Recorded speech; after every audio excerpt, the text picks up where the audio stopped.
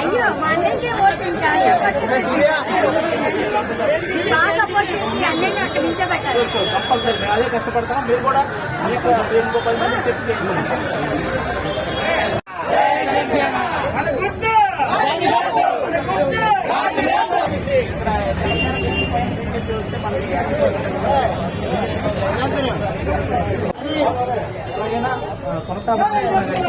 గుర్తు మీద ఓటేయాలమ్మా, మర్చిపోకండి.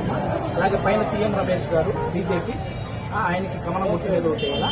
పైన బీజేపీ గెలిచి కింద మన కూటమికి నిలబెట్టిన జనసేన అభ్యర్థి గెలిస్తే మనకు అన్ని పనులు సక్రమంగా జరుగుతుంది. ఓకేనా? అన్ని ఏ ప్రాబ్లం ఉన్నా సాల్వ్ అయిపోతుంది. అందరికీ మర్చిపోకండి. బాగున్నారమ్మా?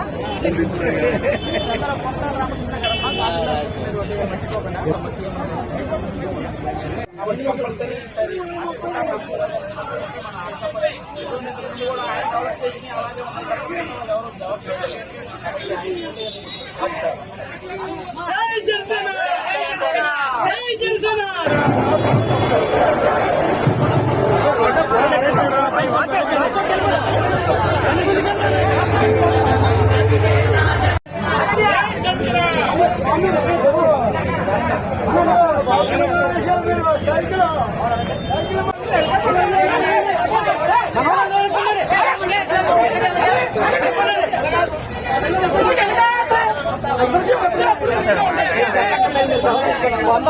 గెలిపించిన మినిస్టర్ మీరు రావాలి, కంపల్సరీ రావాలి.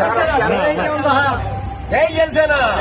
కళ్యాణ్ గారు నిలబెట్టిన మొత్తం ఎంతమంది ఉన్నారు కదా, 24 మంది. మొత్తం అందరూ ఎవరు గెలిచినా అందరి దగ్గరికి మళ్ళీ వస్తారు.